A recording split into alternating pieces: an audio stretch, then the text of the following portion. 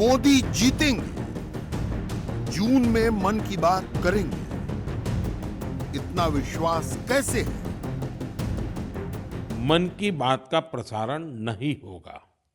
अब जब आपसे मन की बात में संवाद होगा, तो वो मन की बात का 111वां एपिसोड होगा। अगली बार मन की बात की शुरुआत 111 के शुभ अंक से हो, तो इससे अच्छा भला क्या होगा?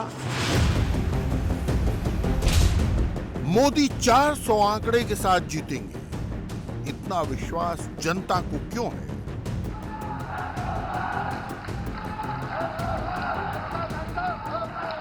मैं आपकी इस भावना का आदर करता हूं। भगवान कृष्ण ने मोदी के भाग्य में क्या लिखा है? इस सुदर्शन सेतु का निर्माण यह भी भगवान श्री कृष्ण ने मेरे ही भाग्य में लिखा था।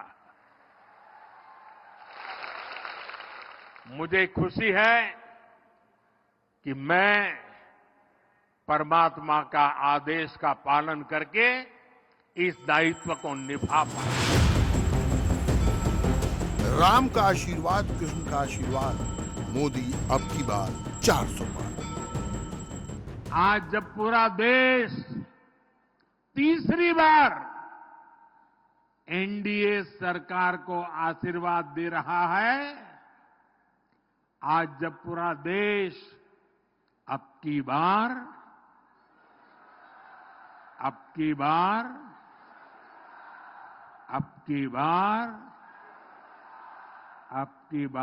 400 पार का विश्वास 400 पार का विश्वास कर रहा है।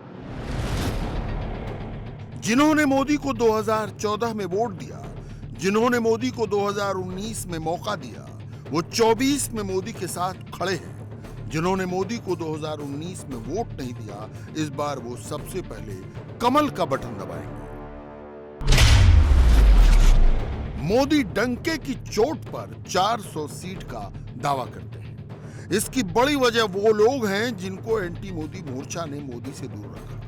वो मोदी के साथ है। यादव मोदी को वोट देंगे, मुस्लिम मोदी को वोट देंगे, बंगाल मोदी को वोट देगा, दक्षिण में भी भगवा को नमन करेगा।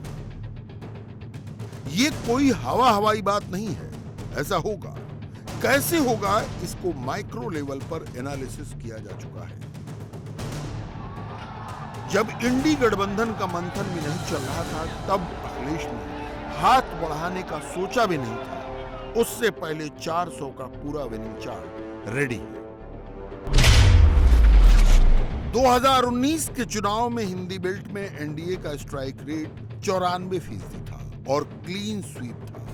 बिहार, मध्य प्रदेश, कर्नाटक, गुजरात, राजस्थान और झारखंड में 94% से ज्यादा से जीत दर्ज की गई।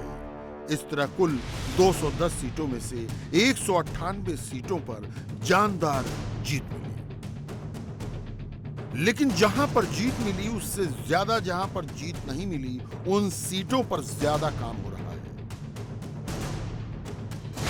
बीजेपी की पहली सीट में उन सीटों का नाम होगा जो 400 का कैलकुलेशन बढ़ाएंगी।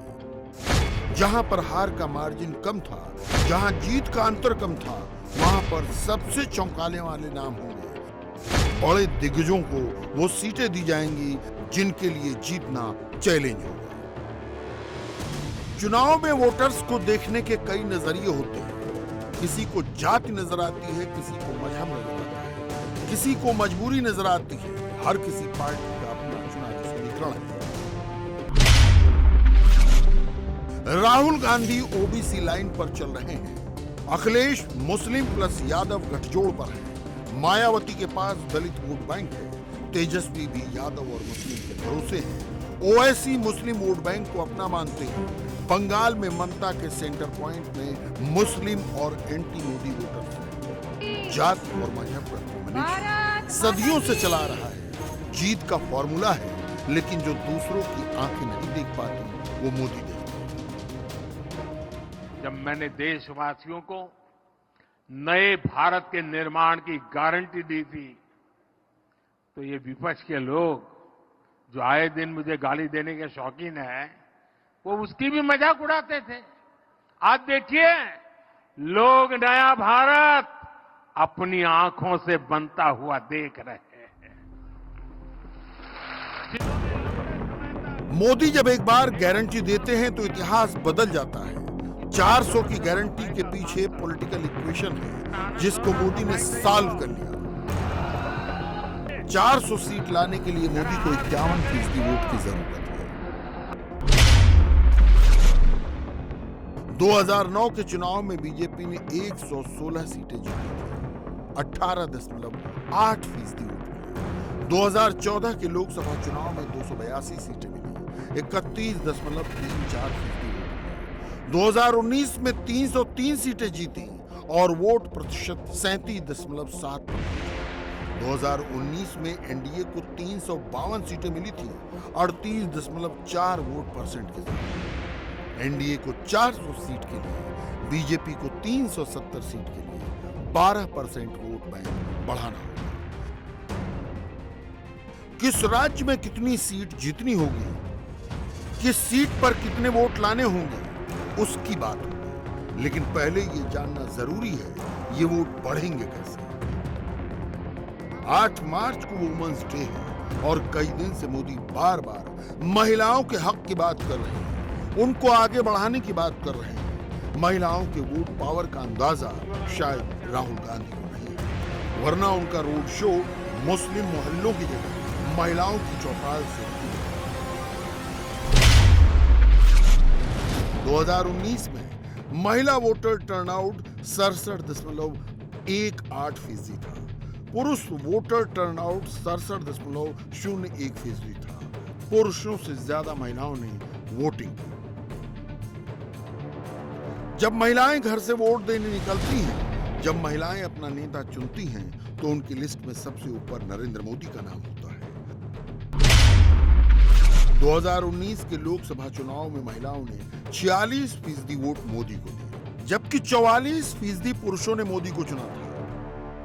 अरुणाचल, बिहार, गोवा, हिमाचल, ओडिशा, असम, त्रिपुरा, पश्चिम बंगाल, झारखंड, उत्तराखंड, 2019 में इन राज्यों में ज्यादा महिलाओं ने वोटिंग की। हर जगह बीजेपी। महिला बिल भी मोदी लाए, घर में शौचालय भी बीजेपी लाई। महिलाएं धर्म जात के चश्मे से नहीं देखती, इसलिए वो खुलकर मोदी को चुनती हैं।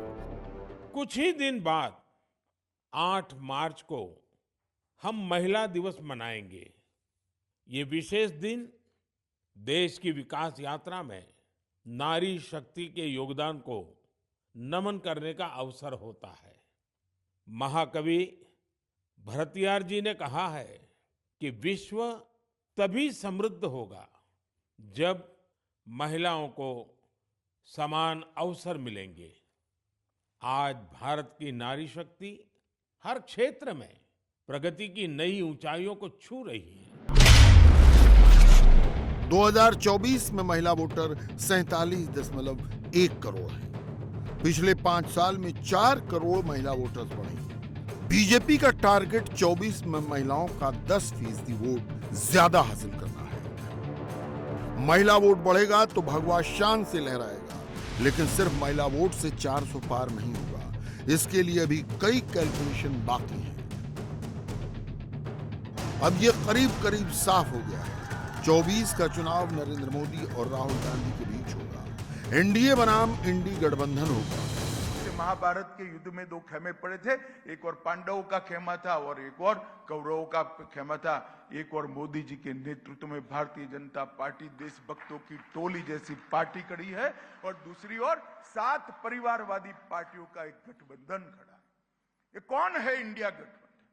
कौन है इंडी गठबंधन? कौन है घमंडिया गठबंधन? जिनको घमंड है, अभिमान है अपने परिवार पर, जो नहीं मानते हैं कि देश में गरीब चाय बेचने वाले का बेटा देश का प्रधानमंत्री बने, देश का प्रधान सेवक। इंडी गठबंधन की सबसे बड़ी परीक्षा यूपी में होगी। सबसे बड़ा दांव अखिलेश पर लगा है। इसलिए जब आगरा में अखिलेश राहुल से मिले तो राहुल ने अखिलेश का हाथ विजेता की तरफ उठाया। राहुल गांधी, अखिलेश यादव एक साथ आए तो सबसे ज्यादा खुशी प्रियंका को।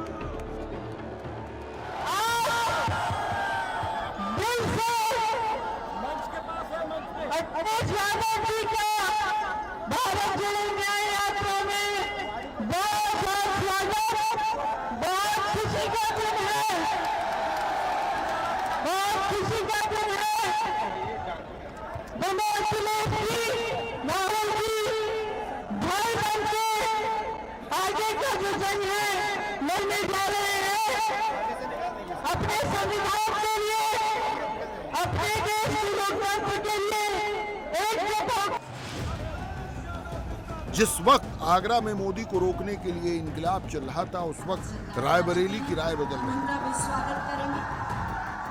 अमेठी में मेडिकल कॉलेज बनाने का वादा देते हुए नामदारों ने जमीन ली, अपने लिए गेस्ट हाउस बना दिया, लेकिन अमेठी के नौजवानों के लिए एक मेडिकल कॉलेज नहीं बनाया।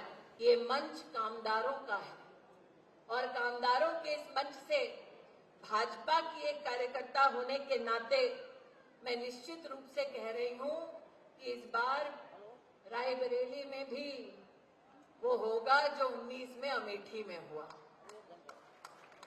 विनम्रता के भाव से कह रही हूं। यूपी में रायबरेली इकलौती ऐसी जगह है जहां पर गांधी परिवार का वजूद बचा है।